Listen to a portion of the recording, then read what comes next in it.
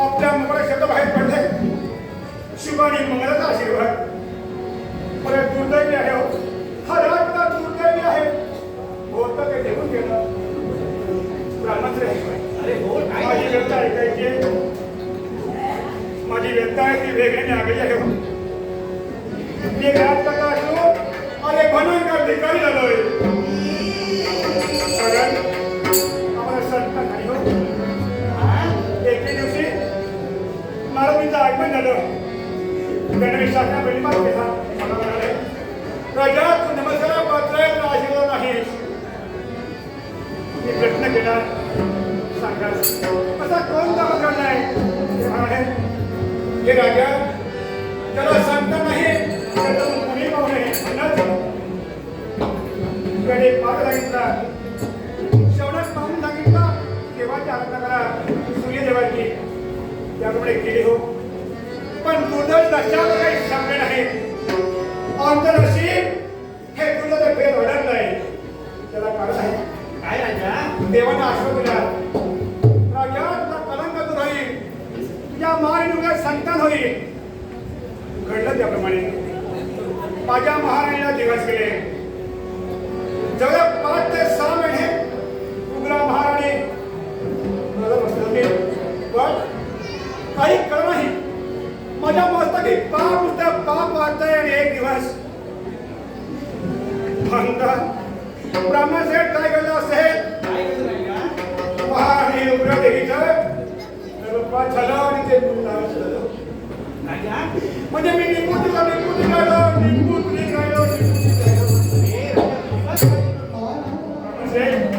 विचार केला राज्य मला स्वाधीन केले माझ्या प्रयोजनामुळे म्हणजे पत्नी सुद्धा काही जगाचं वाटत नाही म्हणून विचार केला आता हा जे करायचा आहे सेवन करावा निघालो.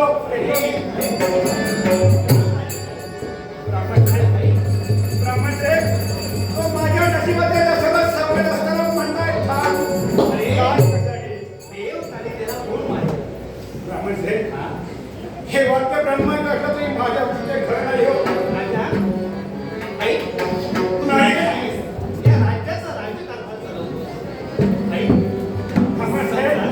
राजकर्ता होतो आता नाही हो. पण राजा राजकर्त्याचं पालन करणं हे राजकर्त्याचं. ब्राह्मण साहेब माझ्या पहिले पालन मी पुत्रच केलाय. कुणाला काही जुळवली नाही पण माझ्या नशिबात काय हो. राजा मी काय म्हणतो समजा एखादं मूल समजा वाटेत मिळालं. एखादं मूल वाटेत मिळालं कुणाला तुला समजा मिळतो काय करशील. मला मिळालं राजा धर्म काय सांगतो. ब्राह्मण साहेब काय इकडून चेष्टा करताय. ते नशीब होतं ते हिरावून नेलं आणि आता पण चेष्टा करताय. पण एक आहे जर समजा असं मला मिळालं ना तर ते ना तर नाव आणि पसंत करताय सगळे ते नाही पण ते आपल्याला किती मला अपराधी कवताळे पुत्र प्रेम करेल, पुत्र प्रेम करेल तर कन्या असेल तर कन्या सगळी स्वतःने ग्रहण करेल. हो अरे पण नाही हो नशिबात माझ्या, नाही नशिबात. अरे राजन, ते काय तुझ्या नशिबात सगळं आहे. होतं नाही राजन, अरे त्याचसाठी मी इथे इथवर चालत चालत आलो. मला जे समुद्राच्या ठिकाणी हे बघ, सुंदर पुत्र रत्न, अरे रत्न सापडलं राजन. कुणाचं मी आहे? विचारतोय हे कुणाचं आहे? याचा आई कोण, याचा बाप कोण? मिळाले का तिथे? कोणीच नाही राजन. मला असं वाटतं की तुझ्या गादीचा वारसदार तुझा पुत्र म्हणून तू याचा सांभाळ करावा, अशी माझी मनोमनी इच्छा आहे. तर आपली माझी ब्रह्मवणे असेल तर मला नकार नाही. तुझ्या लेकरासारखा याचा सांभाळ कर. असेल त्या म्हणतो हे. हे राजन, आनंद आहे. त्या सुखाला मी काही 14 ते 15 वर्ष पोरगा होतो. हे सुखाला मी असेल. त्याला केवढं म्हणतोय? त्या म्हणतोय. त्या म्हणतोय. त्या म्हणतोय. अरे पहा. हो, पहा. हा ब्राह्मण पडक असताना तुम्हाला बदलायच. पण ब्राह्मण रे, आपण हे पाप दिलं. मी याचं पुत्रात पालन करेन. अगदी पण मला सांगा, हे बाळ कुणाचं मला माहित नाही. नाही.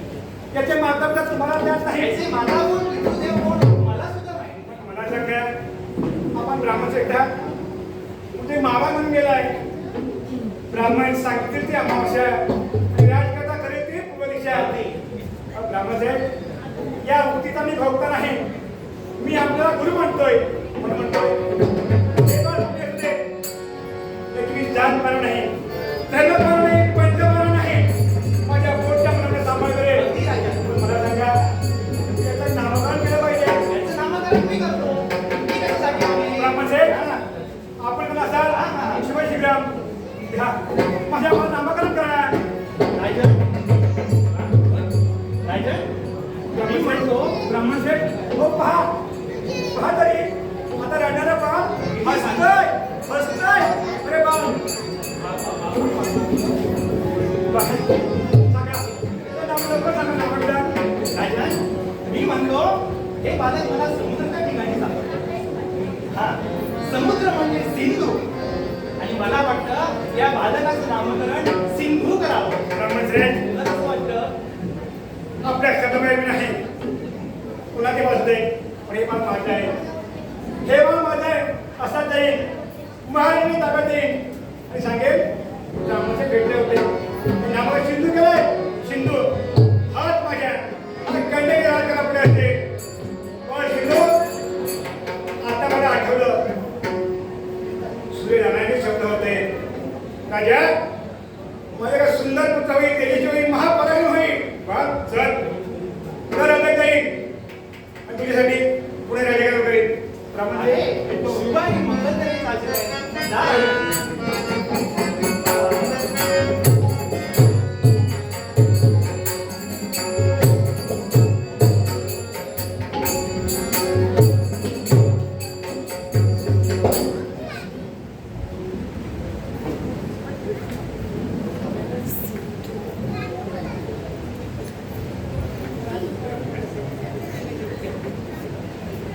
पंकज सावंत आणि अनिकेत परब यांनी संगीत साठीसाठी 200 रुपयाचे पारितोषिक दिलेले आहे आणि गड जेजुरीचे हा अंगार म्हणण्यास सांगितलेला आहे. प्राथमिक शिक्षक कला मंचाच्या वतीने या बक्षिसाचा स्वीकार करून मी संकेत परब आणि अनिकेत परब यांचे आभार व्यक्त करतो. महेश गावडे सर, प्राथमिक शिक्षक सचिन उडा यांच्यातर्फे 500 रुपयाचं बहुमोल असं पारितोषिक मिळालेलं आहे. प्राथमिक शिक्षक कला मंचाचा स्वीकार करून महेश गावडे यांचे आभार व्यक्त करतो.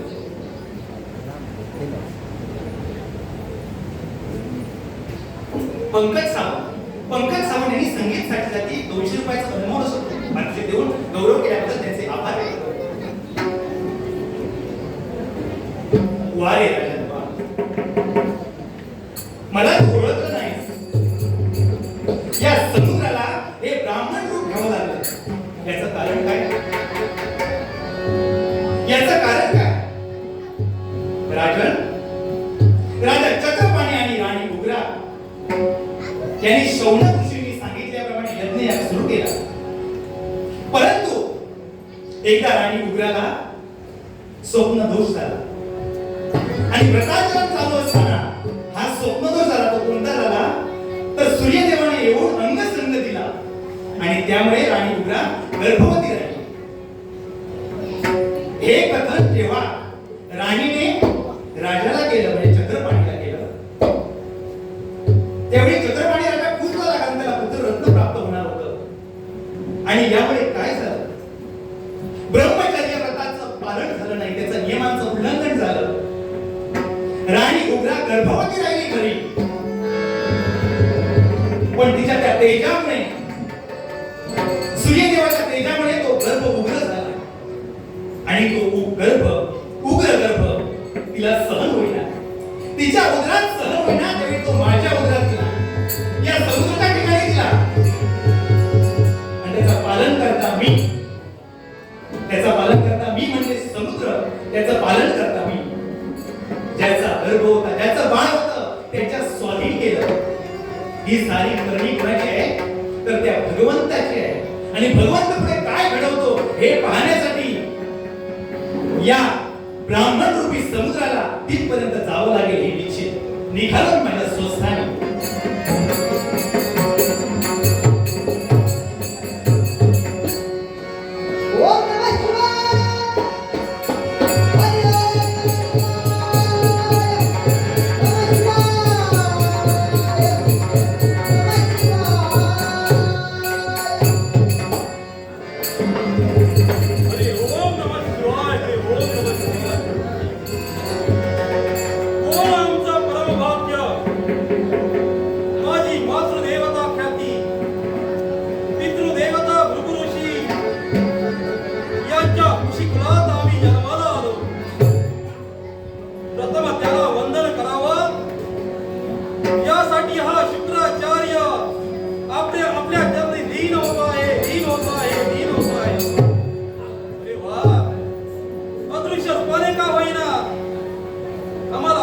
देण्यासाठी तत्पर झाला.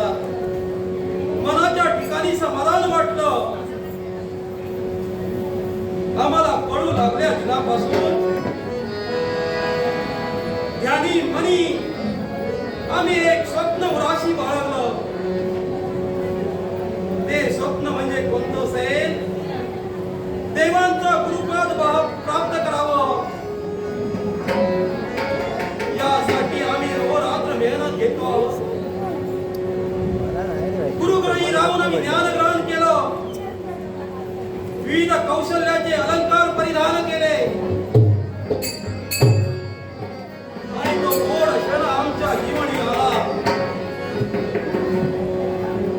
इंद्र देवतेने विश्वातील सर्व संत महंतांना ऋषीला निमंत्रित केलं. इंद्र दरबारामध्ये आमचं जाणं, त्याच दरबारामध्ये आमची कठोर परीक्षा घेण्यात आली आणि या कठोर परीक्षेत उत्तीर्ण कोण झाला असेल तर हा शुक्र. तो आनंद गगनात मावेनासा झाला, पण माझा तो आनंद निघाला क्षणभंगूर.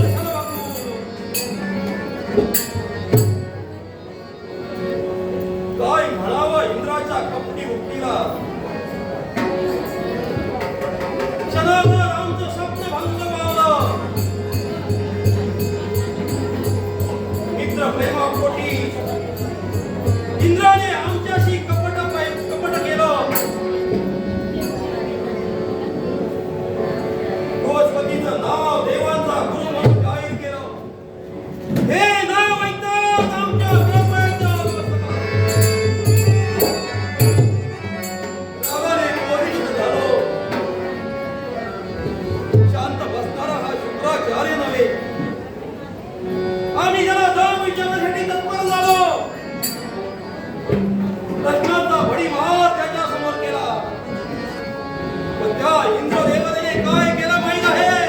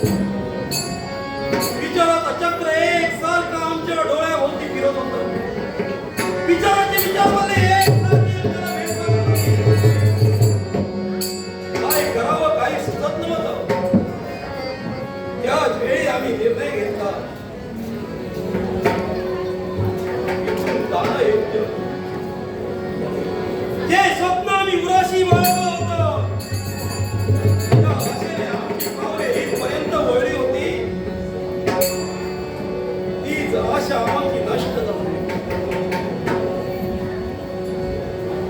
साऱ्या विश्वाने आमच्याकडे ज्या नजरेने पाहिलं होतं, आजच्या दिनी शुक्राचार्य देवाचे गुरु होतील असं साऱ्या चराचराला वाटत होतं.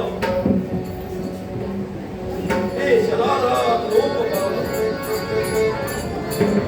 आकाशातील नवलक्ष ताऱ्याने आपले नेत्र कटाक्ष बंद केले. याच नेत्र कटाक्षातून बाहेर पडणारा प्रकाश, त्याच प्रकाशाऐवजी त्यांच्या नेत्र कटालातून दुःखाच्या धारा वाहू लागल्या. शरारात काळ, अंधकार निर्माण झाला. याच वेळी आम्ही ठरविलं, आता इथून जाणं योग्य, इंद्रलोकाचा त्याग करावा. या उद्देशाने आम्ही एक पाऊल टाकलं. पहिलं पाऊल आमचं जे पडलं ते असुर राज्याच्या दिशेने, म्हणजे पाताळ भुवनाकडे आमचं पहिलं पाऊल पडलं. पाताळ भुवनात आम्ही प्रवेश केला. आम्हाला पाताळ सारे दैत्य आमच्या पायावरती लोटांगण घेऊ लागले. आम्ही आशीर्वाद देण्यासाठी तत्पर झालो. आमच्या चेहऱ्याचं अवलोकन त्यांनी केलं आणि आमच्यावरती प्रश्नाचा बडीवार केला. गुरुदेव, आजच्या दिनी घडलं तरी काय? त्यावेळी सारं कथन मी त्या दैत्यांना केलं. त्याच वेळी साऱ्या दैत्यांच्या मुखातून शब्द बाहेर पडले, काय रे कपटी इंद्रा, गुरुदेवाचा कपटाने डाव साधिला. तुला लेस लागू केल्याशिवाय राहणार नाही. हे शब्द ऐकताच आमचा पूर फुटून आला. काही दैत्यांनी आम्हाला त्याच वेळी प्रश्न केला, गुरुदेव, जर बृहस्पती देवांचे गुरु होऊ शकतात तर तुम्ही या दैत्यांचे गुरु का होऊ शकत नाही? आम्ही थोडा वेळ विचारमग्न झालो. आमच्या मनोदेवतेला आम्ही कौल लावला. मनोदेवतेने कौल दिला, शुक्राचार्य सांगा. त्यावेळी आमच्या दिवेवरून शब्द बाहेर पडले, दैत्यगुरु शुक्राचार्य, दैत्यगुरु शुक्राचार्य, दैत्यगुरु शुक्राचार्य. या दिनापासून आम्ही असुर शक्तीला मार्गदर्शन करण्याचं कार्य करतो आहे. इंद्राने आमचा कपटाने डाव साधिला. देवाने सुद्धा आम्हाला सोडलं नाही.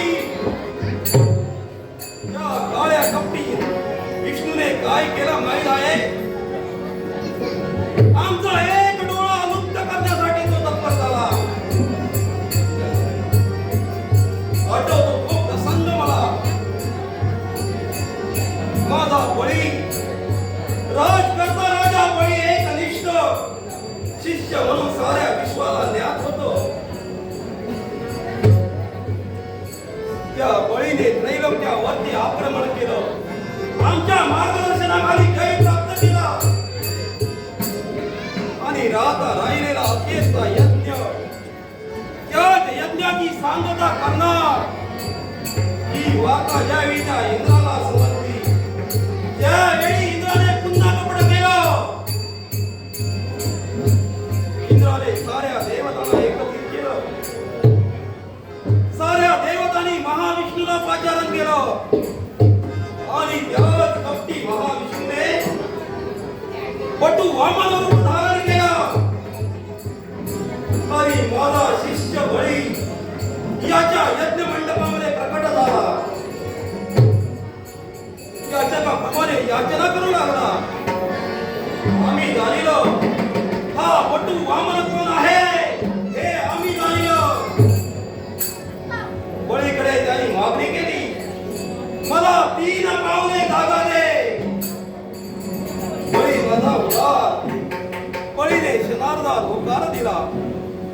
बळीला थांबवण्यासाठी मी तत्पर होत होतो. बळी ऐकत नव्हता. यावेळी हा वामन अवतार काय म्हणाला माहित आहे? आता यावरी संकल्प सोड. सोड. उदक सोड म्हणजे त्रैलोक्यामध्ये मिळवलेल्या राज्यावरील पाणी सोड. मी बळीला थांबविण्यासाठी तत्पर झालो. बळी जलपात्रा उचलला. तेवढ्याच्या जलपात्राच्या तोंडावरती आम्ही सूक्ष्म रूप धारण केलं. सूक्ष्म रूप धारण केल्यानंतर उदक येण्यास प्रारंभ नव्हता, ते थांबलं. त्याच वेळी त्या महाविष्णूने काय केलं, महारूपी महाविष्णूने काय केलं माहित आहे?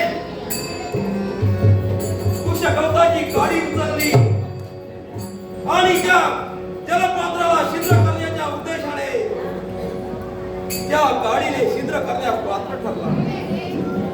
ते छिद्र करते वेळी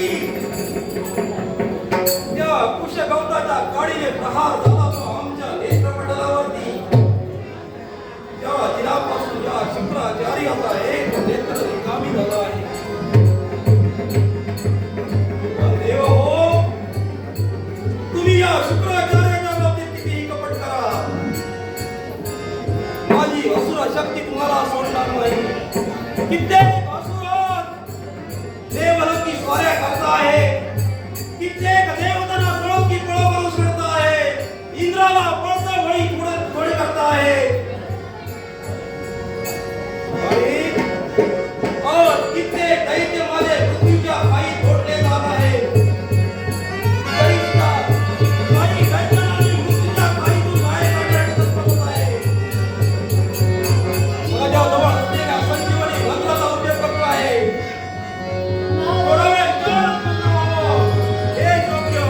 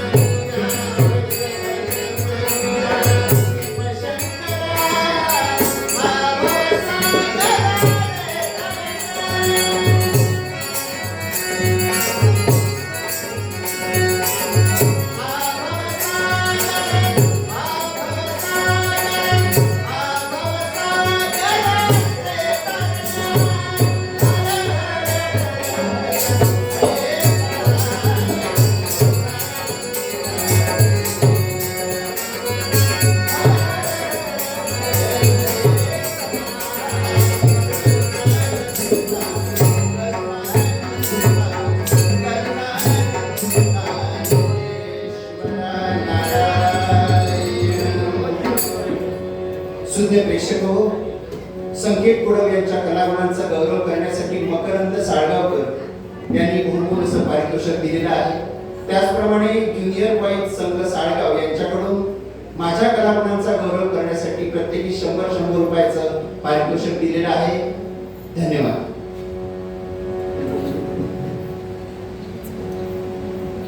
त्याचप्रमाणे शतकोत्तर सुवर्ण महोत्सव समिती जिल्हा परिषद पूर्ण प्राथमिक शाळा साळगाव नंबर 1 यांच्या वतीनं माझ्या कलागुणांचा गौरव करण्यासाठी 100 रुपयाचं पारितोषिक दिलेलं आहे. तुमचं दोघांचा आभार मानून या पारितोषिकाचा स्वीकार करतो. रील्स मालवणी अवॉर्ड सर्वोत्कृष्ट मालवणी रील अवॉर्ड प्राप्त साळगावचे आठसारा रील्स ग्रुप यांनीही माझ्या कलागुणांचा गौरव करण्यासाठी 100 रुपयाचं पारितोषिक दिलेलं आहे. त्यांचंही मनपूर्वक आभार. नारायण नारायण. अरे वा, पुन्हा एकदा फिरता आपली पावलं या महामुनी शुक्राचार्यांच्या सदनापर्यंत पडली. आपण आल्याची जाणीव करून द्यावी. नारायण.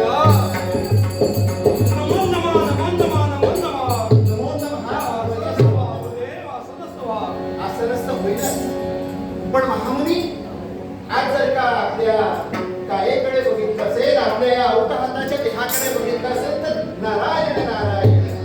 नारायण महामुनी, आपण देवतांचे अंश आहात, तरी सुद्धा आमच्या असुर शक्तीच्या शक्तीला ज्यावेळी ग्लानी येते त्यावेळी आपली पावलंही बघ कोणत्या तरी काळजीने त्रस्त होय नारद बाबांनी आपल्या मुखातून शब्द बाहेर पडले.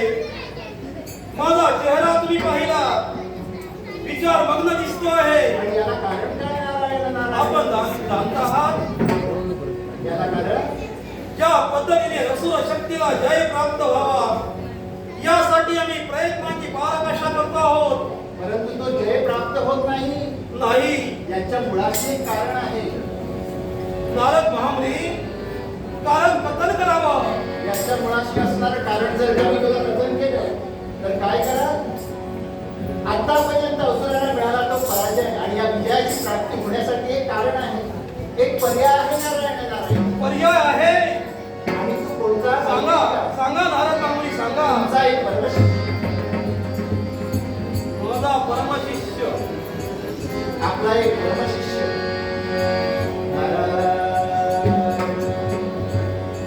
आणि त्याचं नाव राजा चक्रपाणी आणि महाराणी रुद्रा यांचा सुपुत्र सिंधू रे. त्या सिंधूला जर का देवतांपर्यंत पाठवला तर नारायण.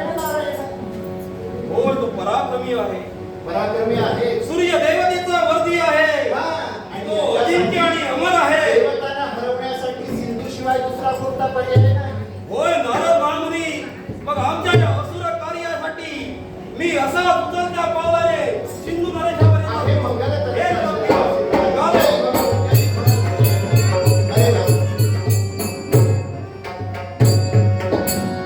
देवतांना हरवणं तेवढं सोपं नाही, कारण भगवंता हे विश्व तू निर्माण केलेस आणि या विश्वाच्या मुळाशी तूच आहेस. हे विश्व सांभाळणं की त्याचा निपात करणं, त्याचा संहार करणं हे तुझ्याच हाती आहे.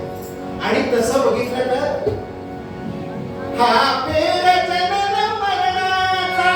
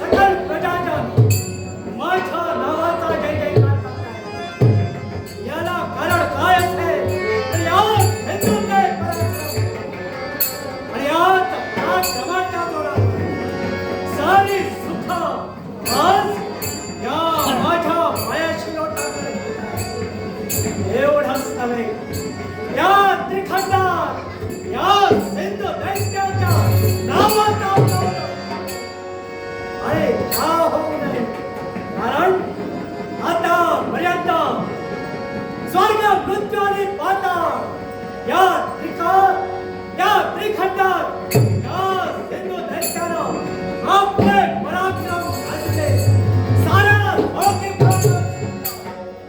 आणि म्हणूनच आज या सिंधू दैत्याचा नावाचा या सिंधूच्या नावाचा जयजयकार होतोय.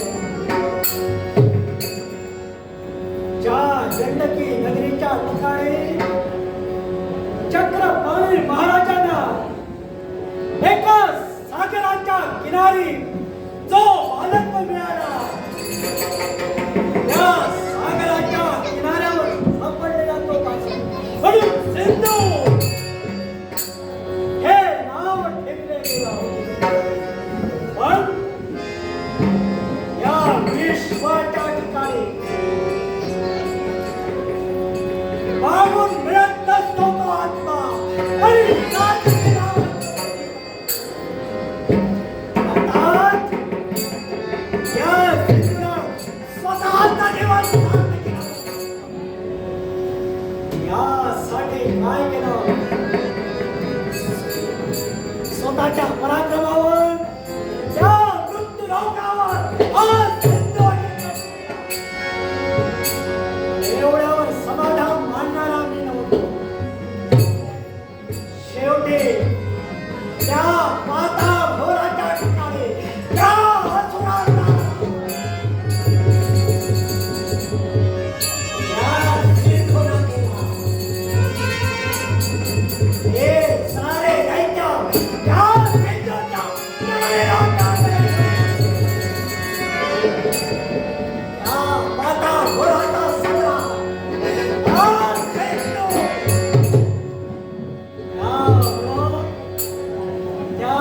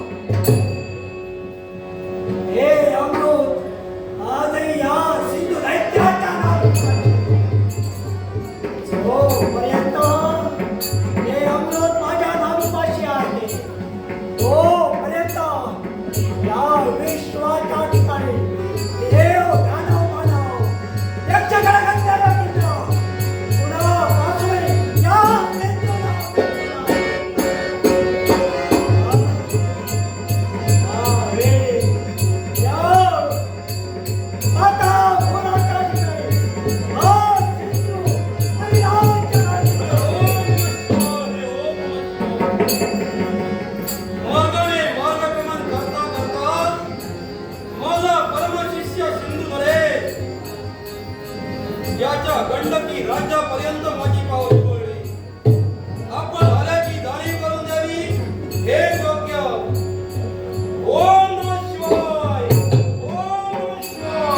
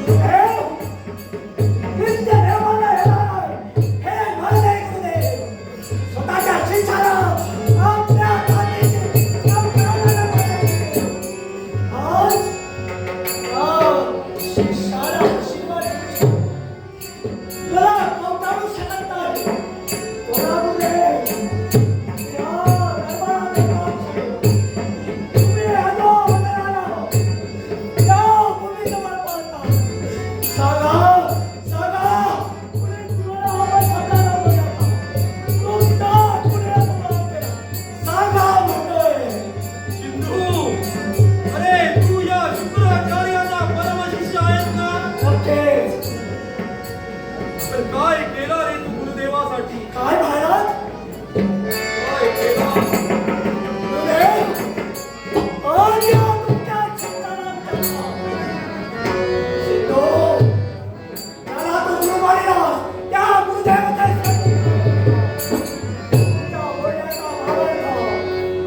सिंधू, इंद्रलोकी आमचा झालेला अपमान. आम्ही जन्माला आल्या दिनापासून आम्ही आमच्या मनी एक स्वप्न पाहिलं होतं. असं कोणतं स्वप्न? देवतांचं गुरुत्व पद प्राप्त करावं. इंद्रलोकी आम्ही कठोर परीक्षा देण्यास पात्र ठरलो. प्रथम येण्याचा मान मिळविला. परंतु त्या इंद्राने नाकारलं. या तुझ्या शुक्राचार्याला नाकारलं.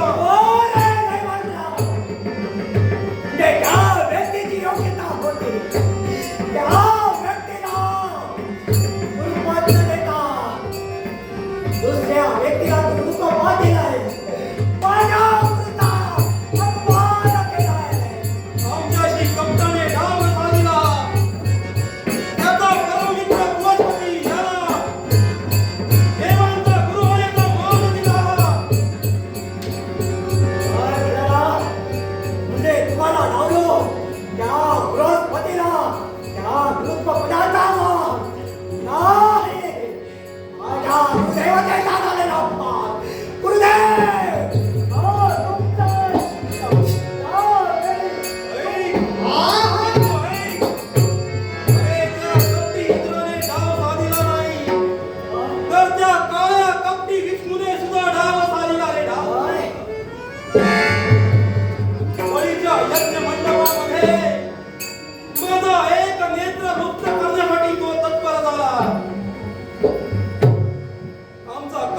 डाव साधिला. अरे काय करशील सिंधू? रे तू काय करू शकतो सांग ना गुरुदेव.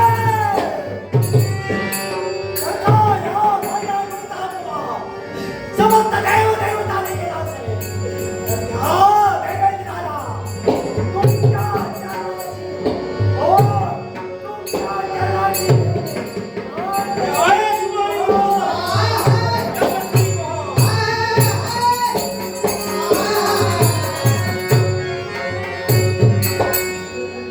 गुरु शिष्याचं नातं असावं तर असं. आमच्या मनी मनाची महत्वाकांक्षा आम्ही प्रकट केली. आमचा झालेला अपमान आम्ही प्रकट केला. रागाने क्रोधिष्ठ झाला आणि उतरण्या पावलाने देवाची स्वारी करण्यासाठी निघाला. आपणही दृश्य रूपाने पाहण्यासाठी जावं हे योग्य. निघालो.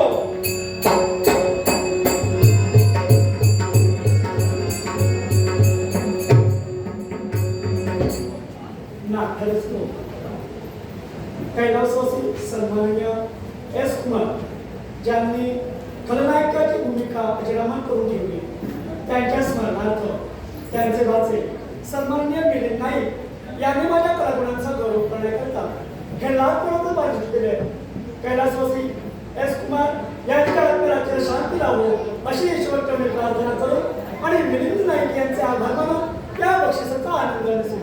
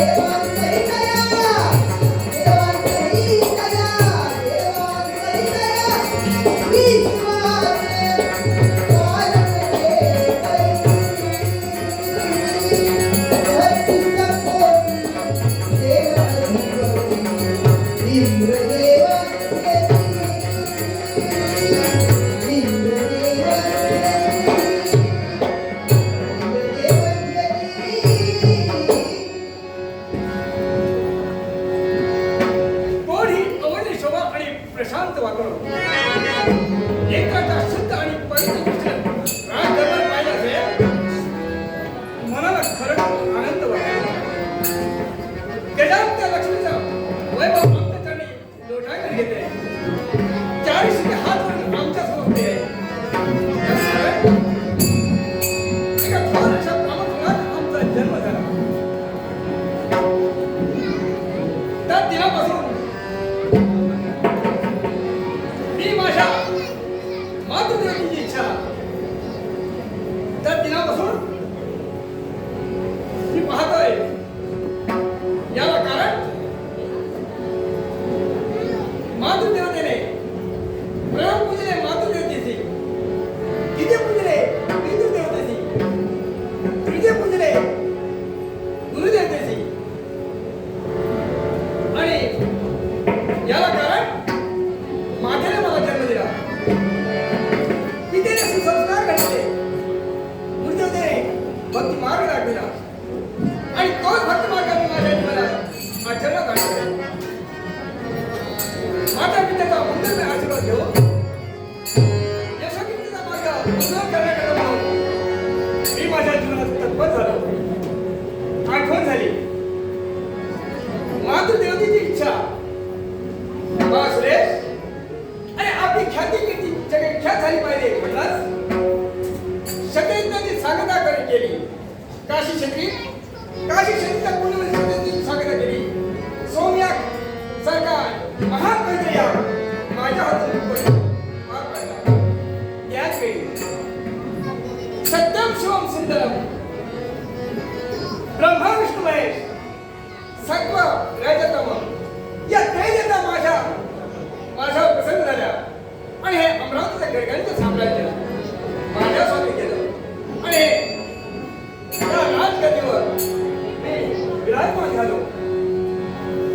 त्या दिनापासून 33 कोटी देवतांना नैवेद्य कर्तव्य हा देवेंद्र करतोय. पण भगवान हे देवतांचं साम्राज्य, हे देवतांचं वैभव आमच्या स्वातंत्र्य असावं एवढीच प्रार्थना हा देवतांचा अधिपती अमरेश करतोय. देवा ते शुभमंगल असा आशीर्वाद दे, शुभमंगल असा आशीर्वाद दे. देवता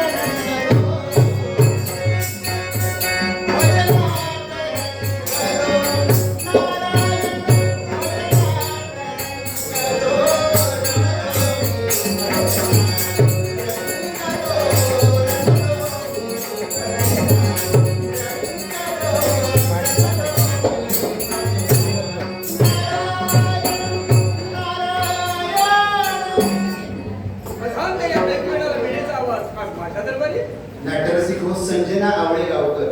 संजना आवळेगावकर यांनी माझ्या कलेचा गौरव करण्यासाठी 100 रुपयाचे पारितोषिक दिलेलं आहे. संजना आवळेगावकर यांचा आभार मानून या बक्षिसाचा स्वीकार. अरे वा, या नारद मुनीची पावलं पुन्हा एकदा अमरावती पर्यंत पोहोचली. आपण आल्याची जाणीव करून द्यावी हेच योग्य.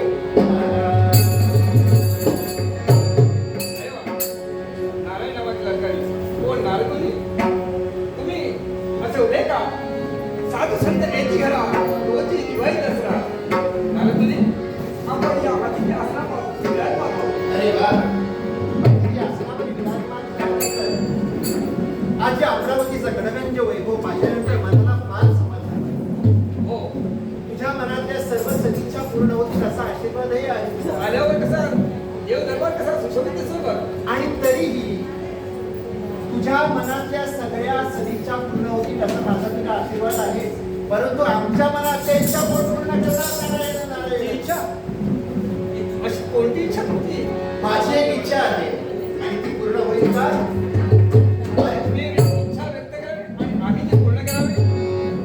मग असं असेल तर माझी एक इच्छा आहे आजच्या दिनी. कोणती इच्छा तुझ्या दरबारी असणारा त्या अष्टरंभात आणि त्या अष्टरंभाचं जर का नृत्य झालं असेल तर मनाला आनंदी आनंद. नारायण नारायण.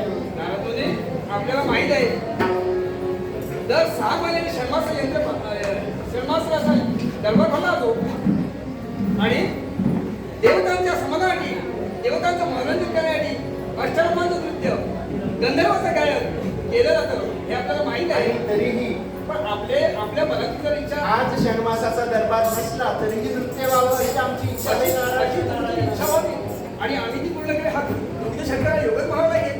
आणि याच्यासाठी वेळ न निवडता मग कोण घ्या तिलोत्तमे क्षणात हाताने विषादात तिलोत्तमे जशी अशी तशी या दरबारी प्रवेश करा. आली तुले चंद्रिका करी आली तुले चंद्रिका करी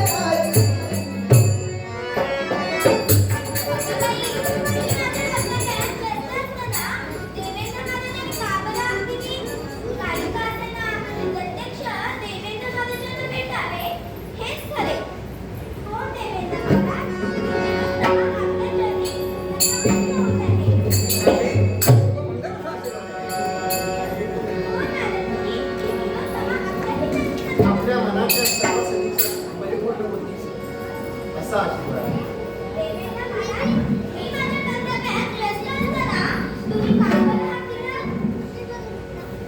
हा षण्मासा दरबार दर 6 महिने भरला होतो आणि दर 6 महिन्यांनी अष्टरंभाचं नृत्य केलं होतं. पण या दरबारीमध्ये ह्या कला आविष्कारचा कलाविष्कार तुझा सादर करण्याची नारदमुनींना इच्छा झाली आहे त्या नृत्य सादर करण्याची. त्यामुळे तू नृत्य सादर करावं अशी आमची इच्छा आहे.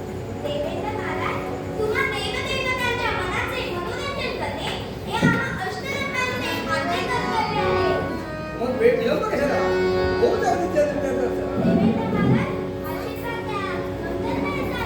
आहे शिवमंडळाचा आशीर्वाद तर नृत्याला सुरुवात नाकी गोरी छान रंग गोरा गोरा पान नाकी गोरी छान रंग गोरा गोरा पान त्या तालत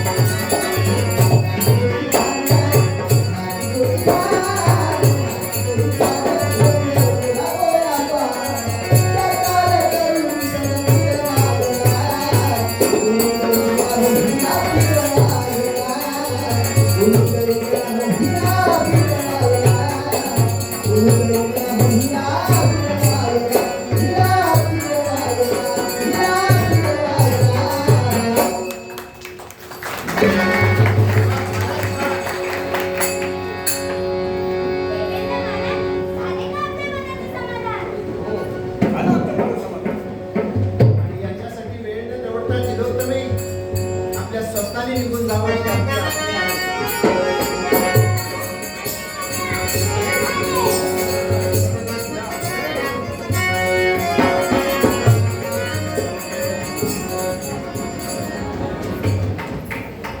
रसिका प्रेक्ष हो, माझ्या कलागुणांचा गौरव करण्यासाठी माननीय श्री तळवणेकर सर यांनी मला लाख फुलाचे पारितोषिक केल्याबद्दल मी त्यांचे आभार मानत आहे.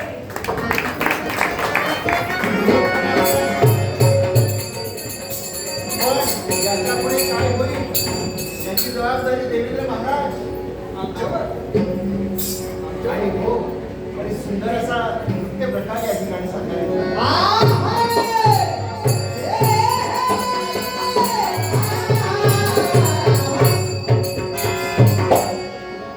स्वतःच्या मनातील इच्छा पूर्ण करण्यासाठी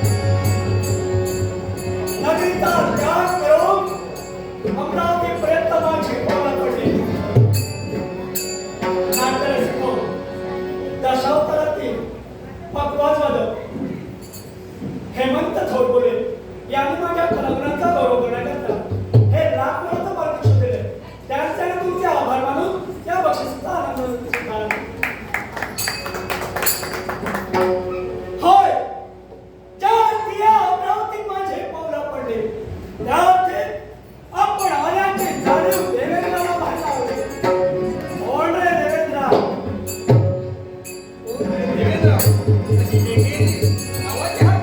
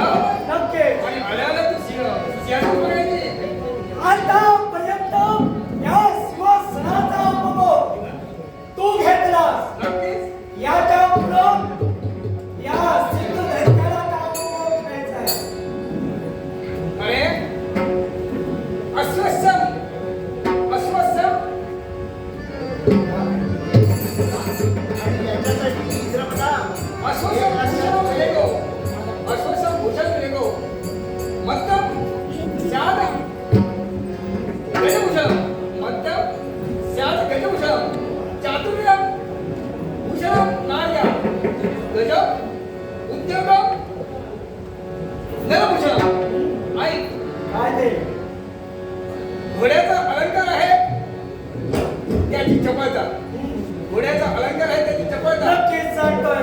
हत्तीचा अलंकार आहे त्याची चाल, काय? आणि व्यक्तीचा अलंकार आहे त्याचे चातुर्य.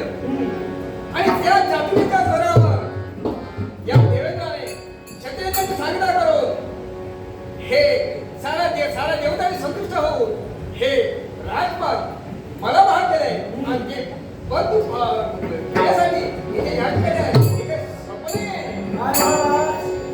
हे सोपं नाही. अरे चातुर्याचा वापर करून हे सिंहासन तुम्ही मिळवलं असं म्हणतोय. अरे तुझ्या पुढं 4 पावलं आज मृत्यू जायचंय. म्हणूनच म्हणतोय, ज्या अर्थी माझी पावलं इथपर्यंत पडली, त्या अर्थी या सिंहासनावर अधिकार मला मिळाला. गुलाबी शब्दाने देवेंद्र, एक मी तुला सांगतो, तुला जमत असेल तर सिंहासन घे, नाहीतर त्याला देऊन टाक. सांगा म्हणजे हे तुम्ही म्हणता, हे पराक्रमावर बुद्धी चातुर्यावर हात पडलेलं आहे. आणि हे आम्ही सहज सोडणार आणि आहे. असं असेल तर होऊ दे. आणि त्याचं युद्ध मला सगळं मला सिंहासन सांगतोय, ऐराबाई, पारिजातक, अष्टरंबा आणि अमृत ही चार रत्ने प्राप्तीसाठी असे कित्येक दानव या दरबारी करण्यामध्ये आले. पण त्याला साऱ्या देवतांनी मिळून त्याचा संहार केला. हे पद किंवा हे सहस्र अजिबात नाही. देवेंद्र, या रत्नांचं मोठेपण तुम्हाला सांगतोय. अरे वेड्या, गोष्ट मी सांगतोय, त्यावेळी समुद्रावर हे समुद्रमंथन तुम्हा देवतांकडून होत नव्हतं. त्यावेळी असुरांचं सहाय्य तुम्ही मिळवलं. आणि हे अमृत यावेळी ते समुद्रमंथन करत असताना त्या मंथनातून जे काही निघाले त्याची समान वाटणी करू असं देवतांनी तुम्ही शब्द दिला. पण तुम्ही शब्द पाळला नाही. चोर तुम्ही. या साऱ्या रत्न तुमच्या जवळ ठेवले. फक्त ती मदिरा त्या असुरांना दिली. मला त्या रत्नांचा मोठेपणा सांगतोय. तुला काय पाहिजे ते नक्की सांग मला. हे सिंहासन तुम्हाला देत नाही. नाही कदापि सोडणार नाही. मग मला सांग रे, या अमरावतीच्या ठिकाणी सर्वसाच्या दरबारात गुरुत्व पद निर्माण करण्यात आलं. हे गुरुत्व पद घेण्यासाठी तुझ्याजवळ कोण आले होते? हे आले होते ते बृहस्पती आणि शुक्राचार्य. होय ना? होय. मग तुम्ही देवतांचा गुरुत्व पद घेऊन आला. हे दिलं ते बृहस्पतीला दिलं. पण मला सांगा, त्या शुक्राचार्याचं बरोबर होतं का? त्याला शास्त्रांत माहिती नव्हती का? साऱ्या वेदांचं पारंगत असल्याने माझी गुरुदेवता मला तुम्ही डावललं. आणि बृहस्पतीला तुमच्या मित्राला ते गुरुत्व दिलं. हे गुरुचे दैत्य शुक्राचार्य हे गुरुचे दैत्य आहे. पण त्याला एवढं साधं समजत नाही की हे पद देताना पराक्रमावर मिळवायचं असतं, हे हिसकावून घ्यायचं असतं. देवेंद्र! माझी गुरुदेवता तुमच्यापर्यंत ते गुरुचं पद हिसकावून घेण्यासाठी आलेलं होते. तुम्ही ठेवलेली कसोटी उत्तीर्ण करण्यासाठी आले होते. म्हणूनच म्हणतोय, माझ्या गुरुचा अपमान तू केलायस. अर्थात माझ्या गुरुचा झालेला अपमानाचा बदला या बिंदूला घ्यायचा. म्हणूनच म्हणतोय, या सिंहासनाचा त्याग करून माझ्या गुरुच्या चरणापर्यंत जा. हे कदापि शक्य नाही. त्या तर असा प्रयत्न आहे. हे पद मिळणार नाही. माझ्या गुरुच्या चरणात जाणार नाही. नाही. त्यासाठी सर्वांचा दरबार भरला तो. 6 महिने भरला आहे. तुला 6 महिने वाट पाहावी लागेल. 6 महिने थांबलो. या सिंधूला शक्य राहते. ज्या अर्थी गुरु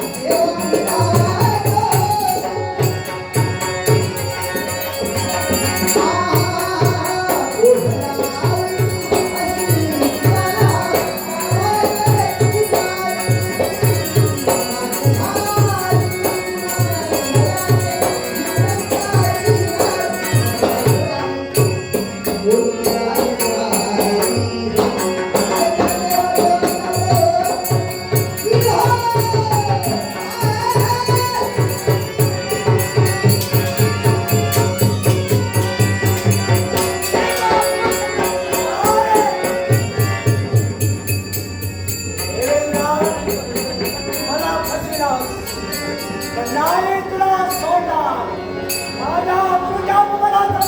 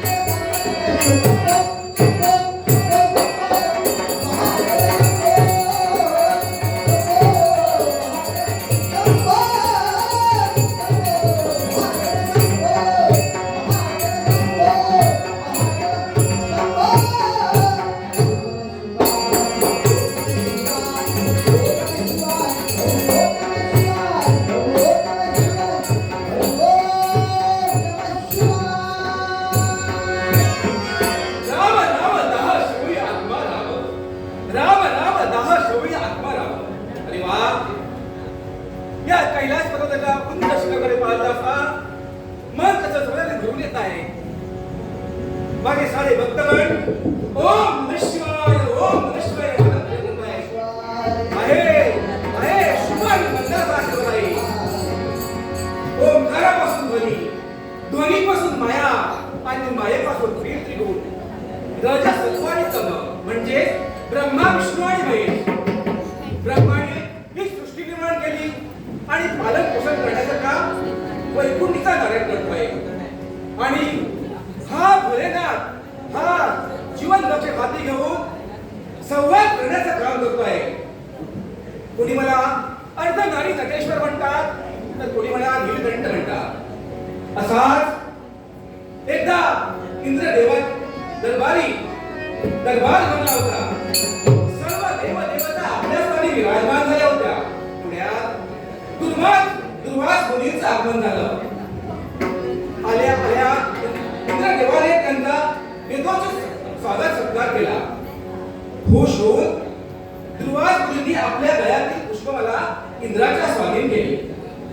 इंद्राने ती पुष्पमाला आपल्या ऐरावत याच्याकडे स्वाधीन केली आणि काय ऐरावताने ती पुष्पमाला सोंड्यामध्ये पकडून दूर फेकून गेली आणि काय हे पादाक्ष आणि दुर्वास मुनींच्या हातून राग प्रज्वलित झाला. त्यांनी सांगितलं देवतांनो तुमची जी संपत्ती आहे ती सर्व संपत्ती सागर करून पडेल आणि काय अक्षर झालंय तसं सर्व देव देवता लक्षात पडल्या. आता काय करावं? आलं समुद्र मंथनाचा घाट घालत आला.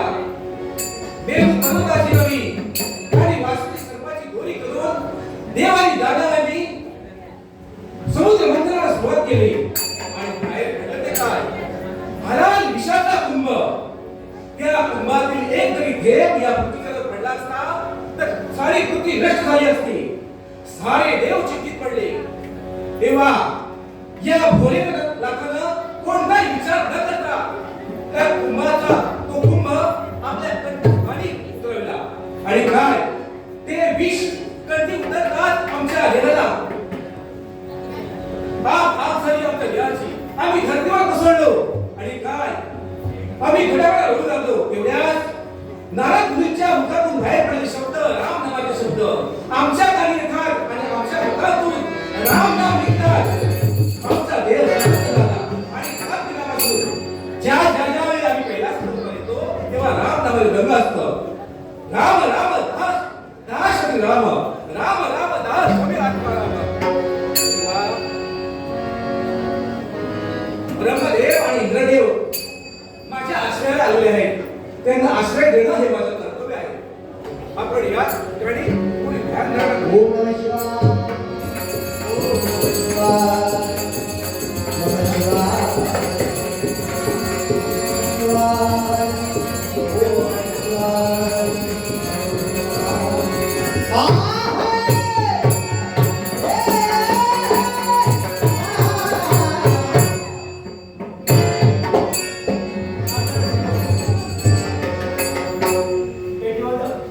वर्षाला थोरगुळे हिनं माझ्या कल्पनांचा गौरव करण्याचा तयार पण त्यांचा आणि त्यांच्या आभाराने आवश्यकता अनुभवू शकाल.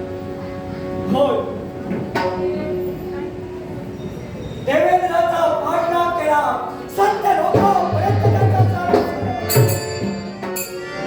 देवेंद्राने ब्रह्मदेव सांगतात त्या कैलासाच्या दिशेने निघालेत खरे. पण या वेळी या कैलासाच्या ठिकाणी सारे जण ओम नमः शिवाय मंत्राचा जाप करतायत. पण आपण आल्याची जाणीव कैलास नाथाला व्हायला हवी. कैलास नाथाचे आशीर्वाद मला मिळायला हवे. म्हणून कोण म्हणतात या वेळा सिंधुदत्त आपल्या चरणी लीन होतो आहे. शुभ आणि मंगल आशीर्वाद आहे. सिंधुदत्त तुझी पावले या कैलासावर. तेव्हा कोणती गोष्ट कारण असल्याशिवाय घडत नाही. तेही बरोबर आहे. जो देवेंद्र तुझ्या पाशी आश्रयाला आलाय त्याला माझ्या स्वाधीन. काय म्हणतोयस? इंद्रदेव माझ्या स्वाधीन असं म्हणतोय. ते कदापि शक्य नाही. ते माझ्या आश्रयाला आलेले आहेत. तेव्हा ते जरी तुझ्या आश्रयाला आले असते तरी सुद्धा तो देवेंद्र मला हवाय अर्थात माझ्या स्वाधीन त्याला काय म्हणतोय. ते कदापि शक्य नाही. इंद्रदेव आणि ब्रह्मदेव माझ्या आश्रयाला आलेले आहेत. त्यांचं रक्षण करणे माझं कर्तव्य आहे. तेव्हा त्यांचं रक्षण करणं तुझं जरी कर्तव्य असलं तरी एका शिक्षाचं कर्तव्य आज सिंधुदत्ताला हात केलेला एका शिष्याचा आणि भूदेवाचा झाला अपमान आणि त्याचा सूर घोड्यांपैकी केलेला आहे. ज्या देवेंद्राला माझ्या भूदेवतेचा अपमान केलाय त्या देवेंद्राला माझ्या भूदेवतेचा सिंधुसेठ, ज्या वेळी देवतांनी जो निर्णय घेतला आहे तो योग्यच घेतलेला आहे. तुझ्या जर गुरुला असा तो अपमान वाटत असेल तर ते तुझ्या गुरुचं कमी पण असेल. तेव्हा माझ्या भूदेवतेचा माझ्या गुरुचा झालेला अपमानाचा बसा हा त्यांचा शिक्षा घेत नाही. तो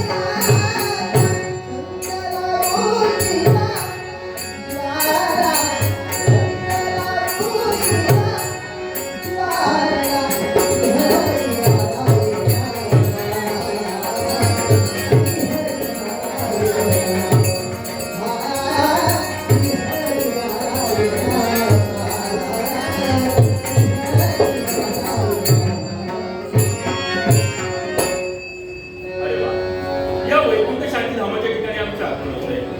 या प्रसन्न वातावरणात मनाचा गाभारा कितीतरी सुखावून जातोय. सारीकडे जर का पाहिलं असेल तर ओम भगवते वासुदेवाय नमः, ओम भगवते वासुदेवाय नमः या नामजपाचा जयघोष आमच्या कर्णपटलावर पडतोय. आणि म्हणूनच माझ्या साऱ्या वैष्णव भक्तांना या वैकुंठीच्या नारायणाचा शुभानी मंगल असा आशीर्वाद, शुभानी मंगल असा आशीर्वाद, शुभानी मंगल असा आशीर्वाद. 184 ओलीकडून प्राप्त होतो तो नरदेह.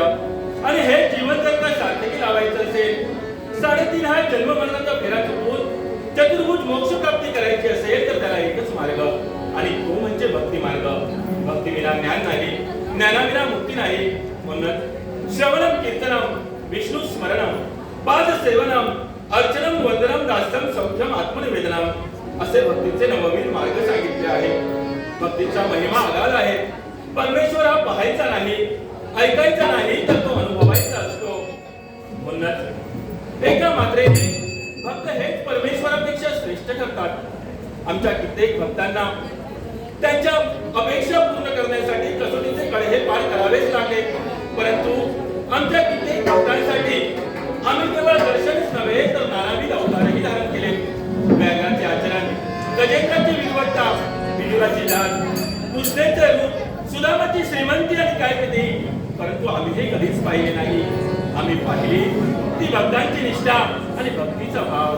कारण हा देव भावभक्तीचा मुठलेला आहे, भावभक्तीचा मुठलेला आहे. सत्परजतम त्रिगुण स्वरूप ब्रह्मा विष्णू महेश चराचरात सामावलेले आहे. उत्पत्ती स्थिती लय या तत्वानुसार जगाचा जगतपालक या नात्याने या संपूर्ण जगाचं पालन पोषण करण्याचे कर्तव्य आम्ही बजावत आहोत. मग ते दानवही असे नातं, देव आणि दानवांचं सापत्य बंधुत्वाचं नातं. परंतु कित्येक वेळा दानवांनी वैकुंठावर स्वारी करण्याचा प्रयत्न केला, वैकुंठ लयास नेण्याचा प्रयत्न केला, परंतु असे कधी झाले नाही, असे कधी होणारही नाही. या शांत समयी मला स्मरतो तो एक क्षण. एका प्रिय मम भक्ताने मला प्रश्न केला, हे वैकुंठीच्या नारायणा, तू जळी काष्टी पाशाने सारीकडे सामावलेला आहेस, पण सांग रे, तुझे नक्की स्थान आहे तरी कुठे? मी त्या प्रिय मम भक्तास स्मित हास्याने उत्तर दिले, नहम वसामी वैकुंठे, नहम वसामी लक्ष्मी सदनी, नहम वसामी क्षीरसागरे, अहम वसामी भक्त हृदयी, अहम वसामी भक्त हृदयी. अर्थात माझे स्थान ना लक्ष्मी सदनी आहे ना क्षीरसागरी आहे. माझे स्थान कुठं असेल तर ते माझ्या भक्तांच्या हृदयी आहे, माझ्या भक्तांच्या हृदयी आहे. या विश्वाचा नाट्यकर्ता म्हणून आम्ही इथे रंगलेलो आहोत. या जगाचा जगतपालक म्हणून आम्ही नवनाट्य निर्माण करत आहोत. या जगाचा सूत्रधार मी आहे. म्हणूनच म्हणतोय, सूत्रधार आम्हीच या विश्वाचा.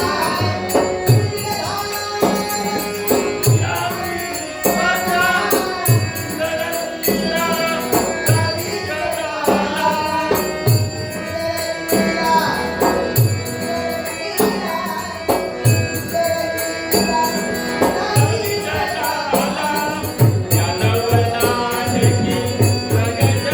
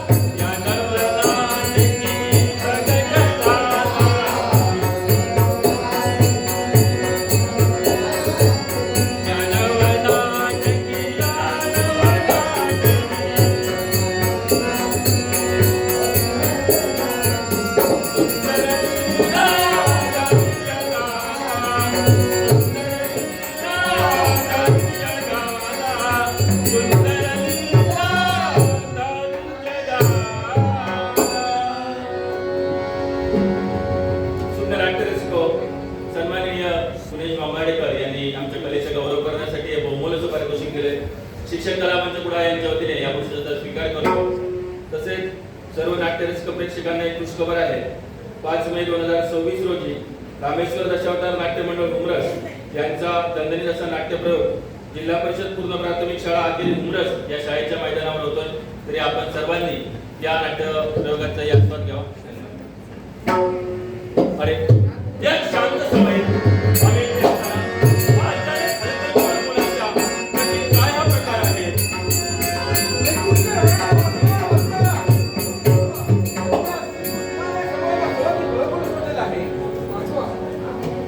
साक्षात देवेंद्र आणि देवांचे देव भोलेनाथ आपली ही परिस्थिती याला कारण तरी काय? कारण एकच आहे, तो सिंधू दैत्य सर्व देवतांना सुरक्षित ओळखून सोडलेला आहे. तो बघा, या ठिकाणी जो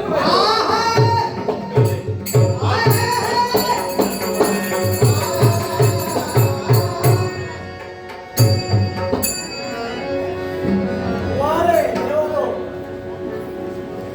सांप्रत या शांती धामापर्यंत तुम्ही येणं केले,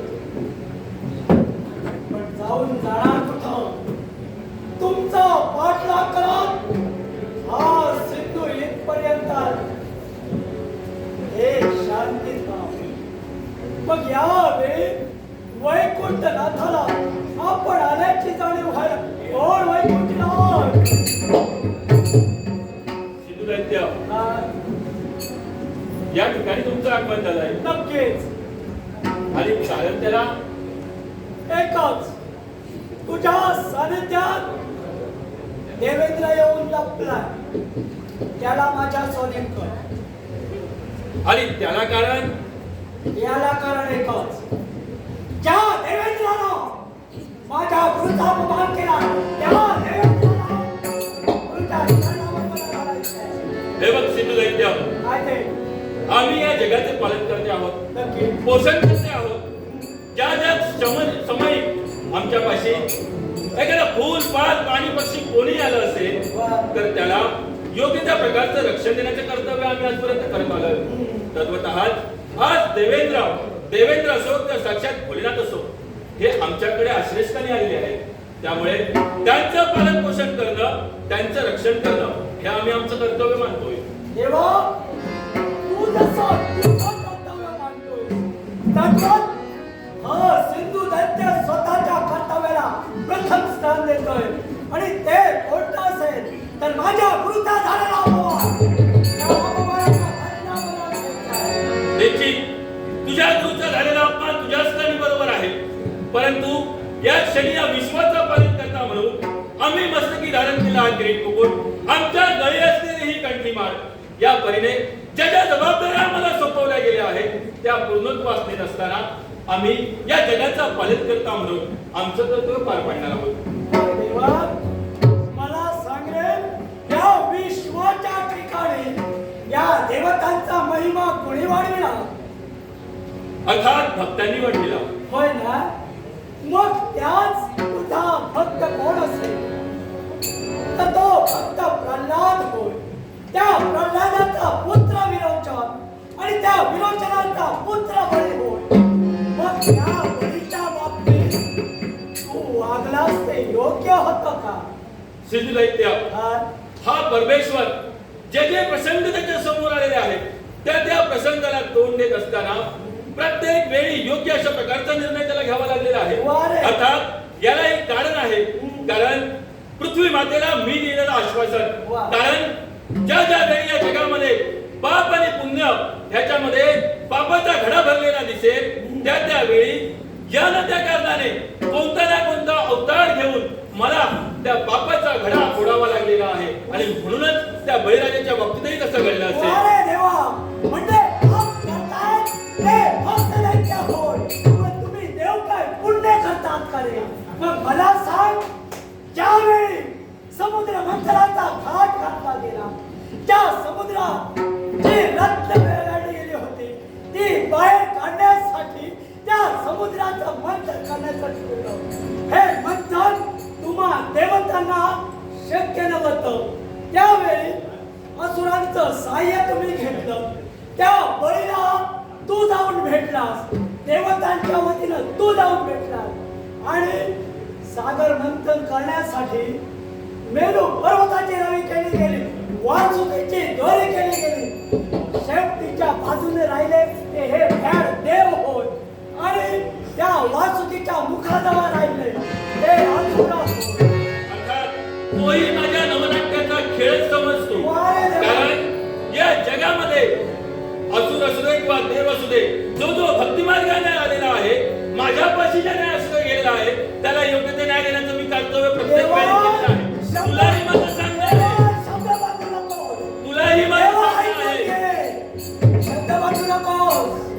ज्या बळीचं सहाय्य घेऊन सागर मंथन केला, त्या मंथनातून येणारी सारी रक्त देव आणि दानवाला समान वाटली जातील असा तुझा शब्द या देवाच्या वतीनं होता. मान्य, पण त्याला कारण एकच. ज्यावेळी लक्ष्मी देवी समोर होती त्यावेळी तिने सांगितलं की तुमच्या मनामध्ये असलेला कपटी भाव आणि असुर बुद्धी याच्यामुळे तुमच्या जवळ येणारी रत्न सगळी स्वर्गाकडे निघून गेली. वा, मग त्या अमृताचं काय केलंस ते सांग. ते तू राहू आणि की तुला जाऊन विचार.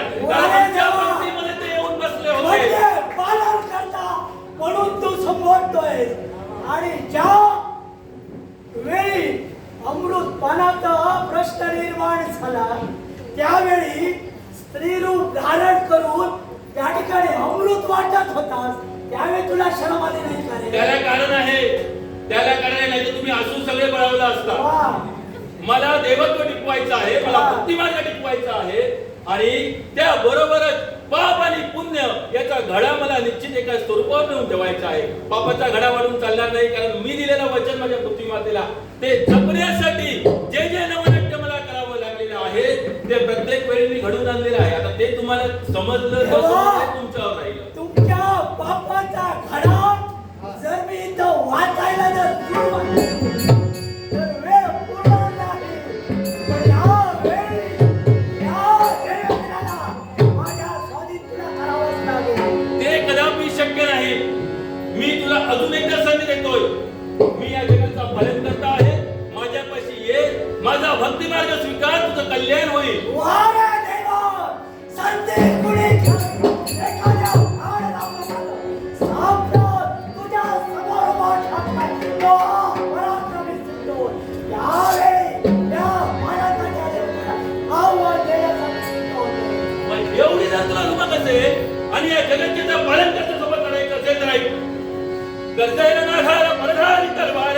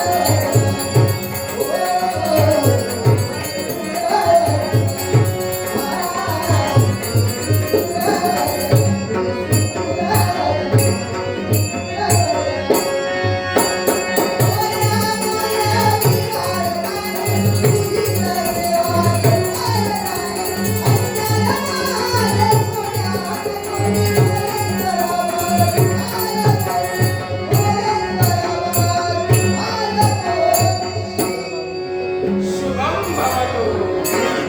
अरे वा, आजच्या दिनी या कैलासाच्या पायथ्याशी पाहिले असेल तर प्रत्येक भक्तगणाच्या मुखावाटे ओम गणपते नमः, ओम गणपते नमः, ओम गणपते नमः.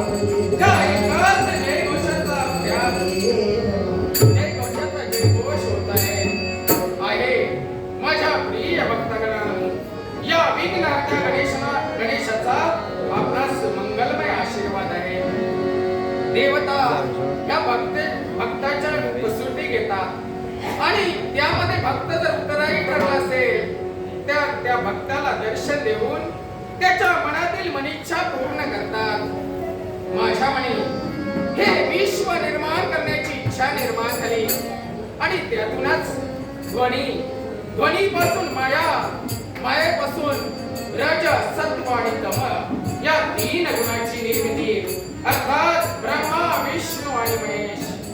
ब्रह्मदेवाने उत्पत्ती करावी, महाविष्णूने पालन पोषण करावं आणि शंभू महादेवाने संवाद करायचा. या तीन सूत्रानुसार या संपूर्ण विश्वाचा राज्यकारभार चालवला जाऊ लागला. मात्र त्यामध्ये बाधा आणण्यासाठी वेळोवेळी असुरी शक्ती निर्माण झाल्या.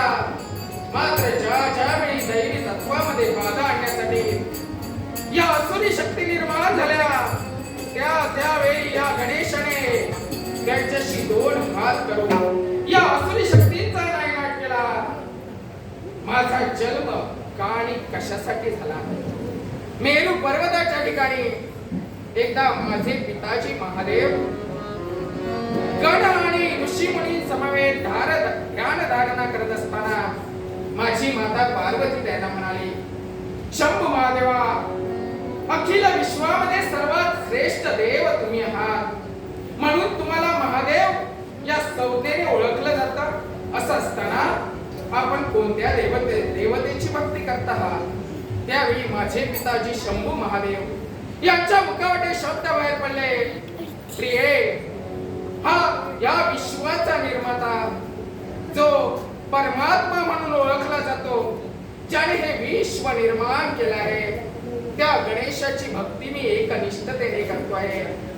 तोच गणेश या संज्ञेने मात्र करतो. गणाचा अधिपती म्हणून त्याला गणेशही म्हणतात. अखिल विश्वाची निर्मिती ज्याने केली आहे अशा देवतेची एकनिष्ठतेने मी भक्ती करतोय.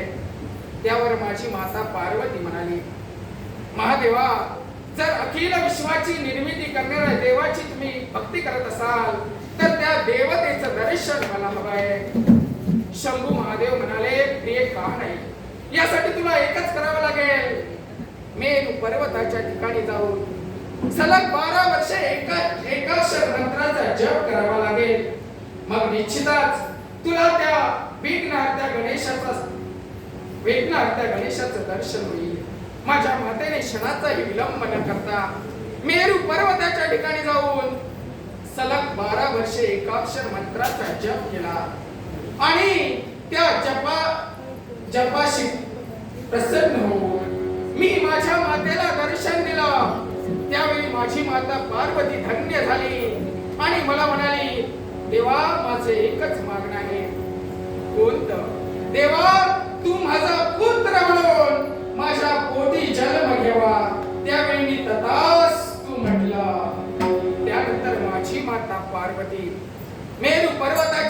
एके दिवशी एका सुंदर चंदनाची बालमूर्ती माझ्या मातेने निर्माण केली आणि एकाक्षर मंत्राचा जप करून त्या मूर्तीस जिवंत केलं. त्या मूर्तीमध्ये माझा अंश निर्माण झाला, माझं बाल स्वरूप प्राप्त झालं. एके दिवशी माझी माता पार्वती स्नान करण्यासाठी अंतर्गृहात गेली असता बाहेरच्या दरवाजावर संरक्षणासाठी तिने मला उभं केलं. त्याच वेळी माझे पिताजी तिथे आले. मी माझ्या पिताजींना अंतर्गृहात जाण्यासाठी मज्जाव केला. क्रोधाने क्रोधमुक्त झालेल्या माझ्या पिताजीने माझा शिरच्छेद केला. काही क्षणाने माझी माता तिथे आली आणि माझा झालेला शिरच्छेद पाहून तिने डाहो पडला. देवाला मला जिवंत करण्याची आज्ञा दिली. भगवान महादेवाने आपल्या पत्नीच्या इच्छेखातर सर्व गणांना आज्ञा दिली, जावा उत्तरेच्या दिशेने जावा आणि तुम्हाला सर्वप्रथम कोणताही व्यक्ती कोणताही प्राणी भेटला तर त्याचं शिर तोडून घेऊन या. सर्व गण शंभू महादेवाच्या आज्ञेनुसार निघाले आणि पहिल्यांदाच त्याला गज म्हणजे हत्ती, हा हत्तीचं बाल पिल्लू मिळालं. तिचं शिर तोडून ते घेऊन आले. ते शिर माझ्या शरीराला माझ्या पिताजीने जोडलं आणि त्या शरीराला जिवंत केलं आणि मला गणपती हे नाव दिलं. गणाचा अधिपती म्हणून गणपती. त्या दिनापासून या विश्वाचा सांभाळ करण्याचं कार्य मी करत आहे. पण सर्वात महत्वाचं कार्य माझ्या भक्तगणांना दर्शन देणं, नित्य नियमाने त्यांच्या दर्शनासाठी जाणं. विचाराने विचार मग्न झालो असताना भक्तांच्या दर्शनाची वेळ समीप येत आहे. वेळ दौडून उपयोगाचा नाही. भक्तांच्या दर्शनासाठी निघाला हा विघ्नहर्ता गणेश निघाला.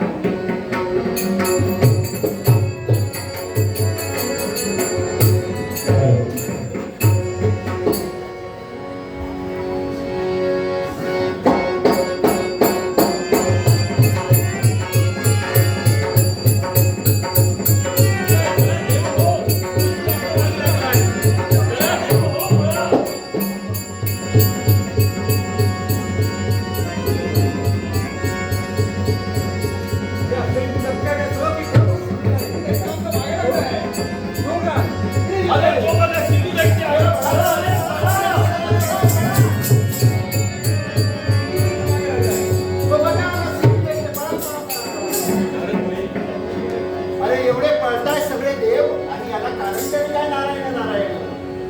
तेव्हा ज्या ज्यावेळी देव संकटामध्ये आहे त्या प्रत्येक वेळी कोणत्या ना कोणत्या रूपाने नारायण आपण काहीतरी मागे सुचवला.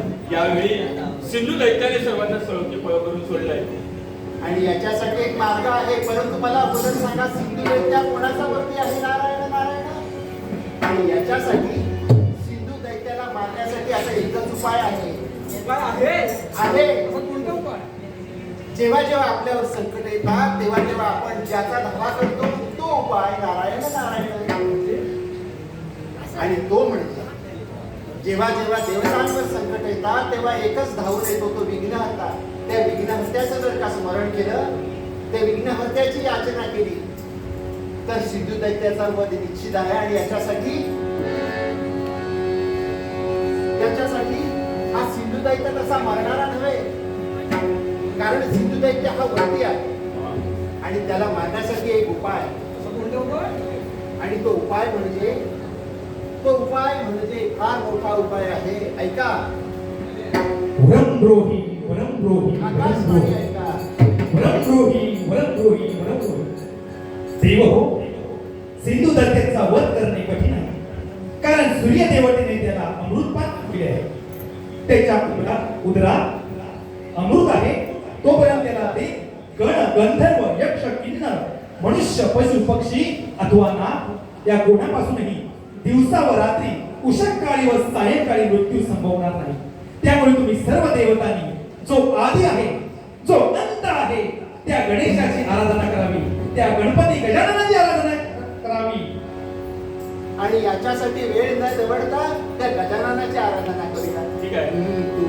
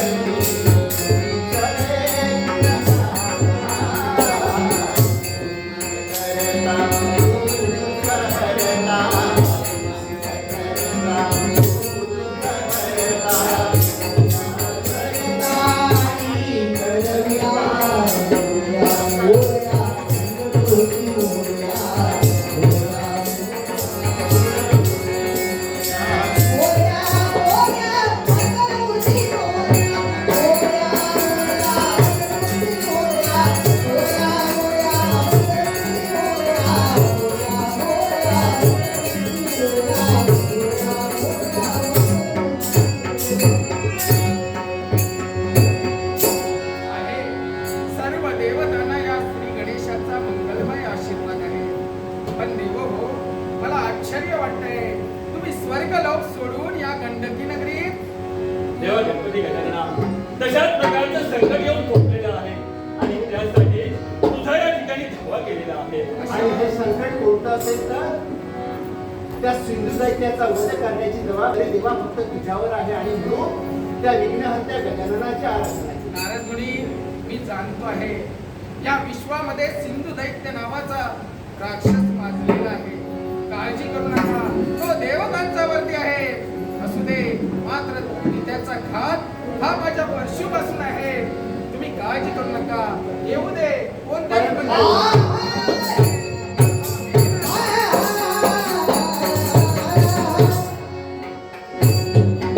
त्या देवतांचं पाठलाग करत इथपर्यंत आलोय.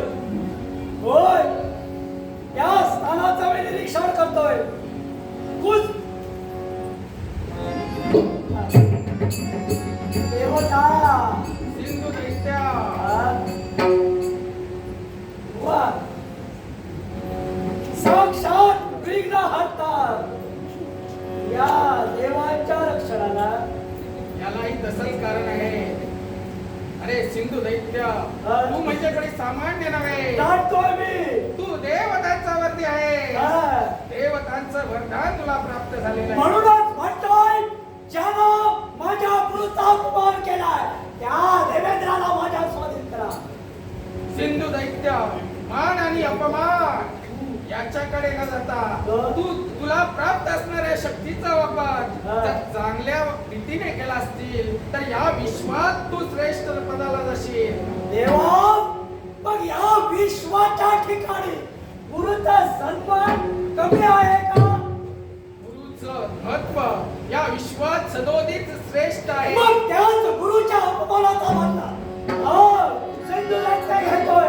काय तुझा माझं तुझं चुकलं नसेलही, मात्र त्यावेळेचा काळ वेगळा होता, त्यावेळेची घटना वेगळी होती. ते जर पकडून आपण चाललो तर या विश्वाची घडी विस्कळीत होईल. देवा, विश्वाची खडी विस्कळीत झाली तरी चालेल. हा देवेंद्र मला सिंधू दैत्य, मी तुला सामोपचाराने सांगतोय, विनाशकाली विपरीत बुद्धी. अरे या विश्वामध्ये सुखाने 4 दिवस जगायचं असेल तर ही विनाशाची वृत्ती सोडून दे आणि सदाचाराने वाग. तुझं कल्याण हा देव आहे. देवा, माझं कल्याण गुरुच्या अपमानाला शेवटी तू भक्ताला भेटतोयस. माझा नाविलाज, शेवटी तुझा घात माझ्यातून ठरलेला आहे. आरंभीवलीन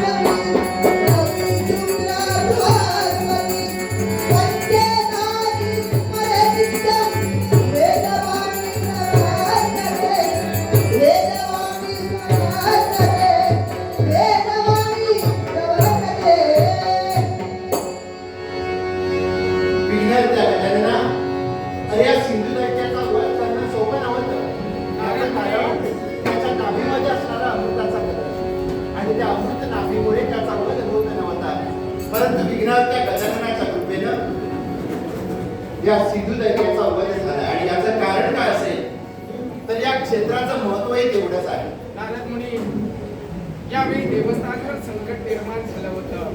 देव तत्व अखिल विश्वात आबादित राहावं यासाठी या मोरगाव नगरीमध्ये मी मयुरेश्वरावर स्वार होऊन इथपर्यंत आलो.